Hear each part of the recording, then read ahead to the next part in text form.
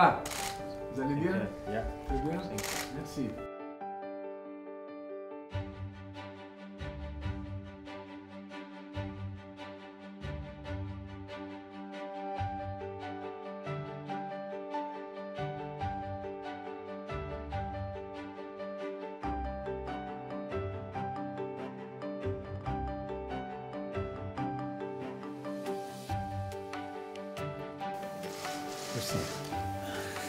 Monsieur le commissaire Hand, merci de votre visite. Je dois témoigner devant ceux qui vous accompagnent que vous êtes un homme de parole, puisque vous m'avez dit la dernière fois que vous allez revenir et que vous allez manifester, l'Union européenne elle-même va manifester sa solidarité avec la Tunisie dans des moments très difficiles. De mon expérience, tous les pays ont connu des moments difficiles. L'essentiel, c'est de savoir s'en sortir. Nous nous sommes engagés dans un processus démocratique. Avions-nous les moyens? Je dis non. Nous n'avons pas les moyens. Pourquoi? Parce que la démocratie, pour qu'elle réussisse, il faut qu'il y ait un état de droit. Et quand je dis un état de droit, c'est-à-dire un état juste, qui gouverne ses ressortissants au même niveau. Mais il faut aussi une certaine culture de la démocratie. L'histoire démocratique dans le monde est connue. On ne peut pas gouverner un pays en 2018 si on n'a pas le background de la culture. Bon. Il faut beaucoup de temps pour ça. Parce que la démocratie, ça ne se décrète pas. Ça se pratique. Si vous regardez les expériences en France et ailleurs, on a mis des siècles pour ça. Nous, on a moins de 4 ans. En 4 ans, on ne peut pas asseoir un régime démocratique. Mais nous avons pris l'initiative. Il faut bien commencer. Et j'ai pris, moi, ce risque. Parce que je savais que c'est un risque. Quand bien même, tout le monde considère que je connais bien mon pays, la Tunisie, les Tunisiens. Mais au fond, on ne connaît jamais assez son pays. On ne connaît jamais assez. Et on se trouve devant des situations, je ne peux pas dire inédites, mais des situations qu'il faut gérer. Or, nous avons entamé ce processus alors que notre situation économique est mauvaise. Nous avons une accumulation pendant plusieurs gouvernements d'une situation de facilité où nous répondons aux attentes des gens par des crédits. Or, les crédits, c'est bien quand ils sont réservés au développement et à la création de richesses. Ils sont mauvais quand on s'en sert pour les affaires courantes. Et nous l'avons fait. Ce qui fait que nous sommes maintenant dans une situation, un déficit, j'allais dire, culturel pour la démocratie. Il n'y a pas de démocrate qui le prétend. Et deuxièmement, les conditions peut-être sont difficiles. Situation économique difficile, il n'y a pas de démocratie alors que les gens n'ont pas de travail. Pendant 5, 6, 7 ans, maintenant 8 ans, ils ont des diplômes supérieurs et effectivement, ils appartiennent à des régions qui sont marginalisées dans le circuit économique parce que nos anciens plans de développement ont favorisé, comme on dit, la vitrine plutôt que l'intérieur. Et maintenant, il faut tout de même bien se rendre à l'évidence qu'il faut tout le monde pour ça. Et ce n'est pas facile de changer ce monde. Et deuxièmement, nous manquons de culture démocratique. Il faut du temps. La Tunisie, si elle veut continuer à réussir son processus démocratique, qui est apprécié, semble-t-il, par tous les pays amis en Amérique, en Europe et ailleurs, je vais vous le dire sincèrement, elle ne peut pas le faire toute seule. Et le processus est maintenant menacé. Parce que 1 an, 2 ans, 3 ans, 4 ans, 5 ans, 6 ans, nous sommes à la 8e année et les gens ne voient pas le jour. Donc les gens doutent de la justesse du choix que nous avons fait. Enfin, il y a encore une chose que moi je ne doute pas encore. Mais je comprends les gens. Donc, si les pays démocratiques et ceux qui insistent sur le fait qu'ils veulent nous aider parce que nous sommes une démocratie, ils doivent savoir que pour nous en sortir, il nous faut un soutien significatif au début, pour déclencher le processus. Je reconnais que la Banque mondiale, avec M. Kim, nous ont soutenus. Et je voudrais, à cette occasion, remercier la Banque mondiale pour ça. Elle aurait pu ne pas le faire, parce que je connais les difficultés maintenant de ces choses-là. Le Fonds monétaire, communément décrié dans toutes les gauches du monde, ils nous ont aidés.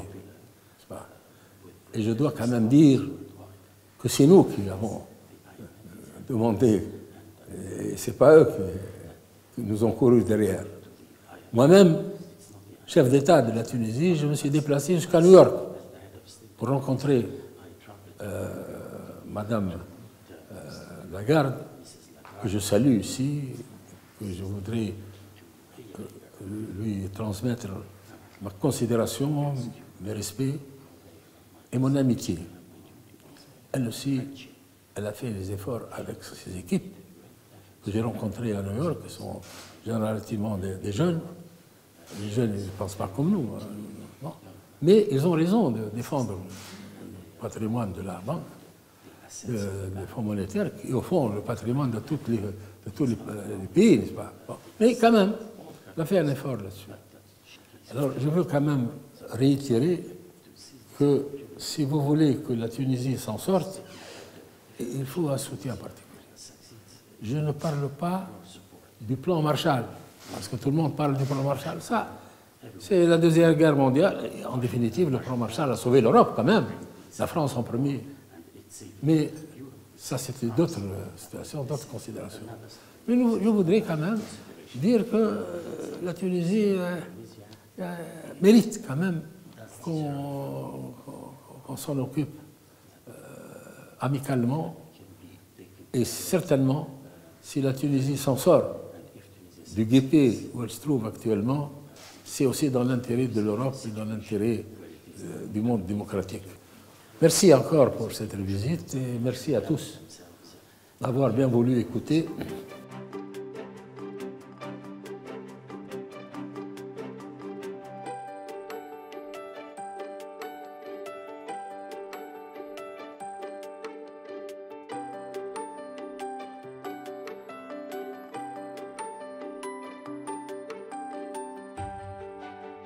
Monsieur le Président, encore une fois, merci beaucoup pour votre accueil, pour le temps que vous mettez à notre disposition pour avoir cette conversation avec vous et avec les membres de votre équipe. Ce que disait le commissaire est extrêmement important parce qu'effectivement, cette mission aujourd'hui est une mission unique. C'est la première fois que nous nous fondons ensemble dans un engagement vis-à-vis de la Tunisie, un engagement positif. Parce que nous avons lu dans ce que vous faites, justement, les prémices de quelque chose de positif. Et nous souhaitons aller plus avant avec le gouvernement tunisien, avec l'État tunisien.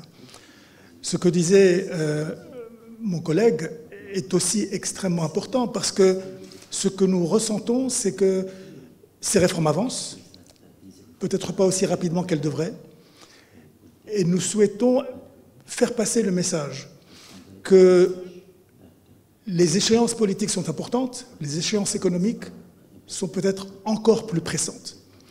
Et nous l'avons souligné à de nombreuses reprises, y inclus lorsque vous m'avez fait l'honneur de me recevoir lors des derniers mois. qu'autant nous sommes prêts à aller avec vous sur le chemin de la réforme, de toutes ces réformes multidimensionnelles qui font notre programme, autant nous sommes extrêmement attentifs au fait que le temps ne joue pas en faveur du succès de ces réformes. Donc il faudra avancer plus vite. Nous avons, avec mes collègues, hier rencontré les représentants de l'UGTT, les représentants de l'UTICA. Nous avons ressenti quelque chose de positif. Ils se parlent. Et il y a effectivement une plateforme intéressante sur laquelle il serait bon de bâtir. Et nous souhaitons bâtir sur cette plateforme avec vous, avec le gouvernement, bien entendu, et avec les deux principaux acteurs sociaux. Donc, pour nous, vous êtes le garant de cet engagement,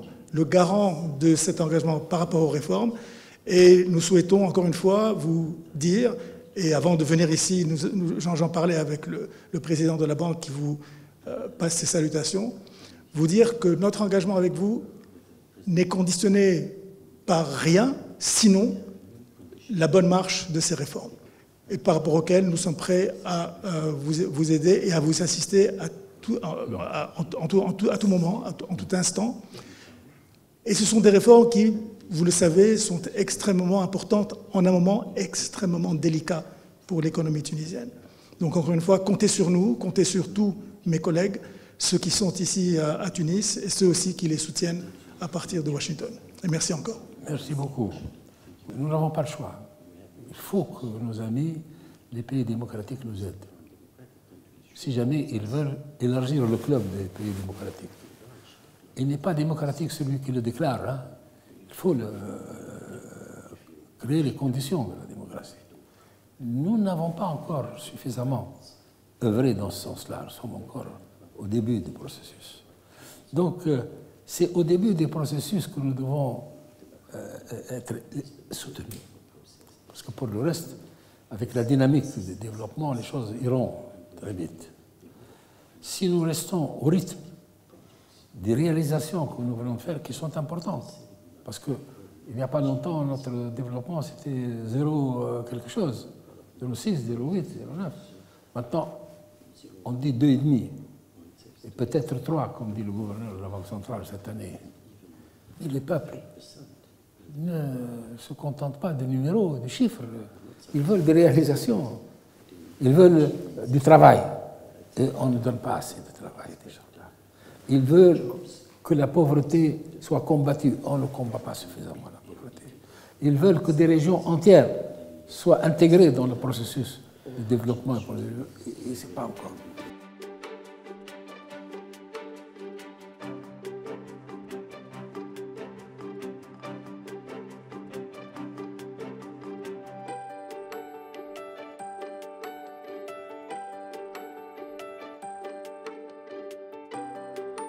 We had for the first time a meeting with the president, meaning that I'm leading a delegation of قد حظينا بشرف استقبال سيادة رئيس الجمهورية، وكان هذا اللقاء الأول مع سيادتي صحبة وفد من 8 مؤسسات مالية دولية، وأبلغنا رسالة تعبر عن استعدادنا لدعم تونس، وهناك دعم هام ستقدمه هذه المؤسسات المالية الدولية لتونس، وركزنا على ضرورة مواصلة الإصلاحات. وفي هذا الصدد سنلتقي بمختلف الأطراف الفاعلة في تونس من أطراف اجتماعية على غرار الاتحاد العام التونسي للشغل واتحاد الصناعة والتجارة، كما سنلتقي بالأطراف الفاعلة سياسيا كالحكومة ومجلس نواب الشعب من أجل التركيز على ضرورة تقدم تونس نحو الديمقراطية والتنمية. وأود أن أعبر عن استعدادنا لمواصلة هذا الدعم على غرار ما قمنا به خلال ال6 سنوات الماضية.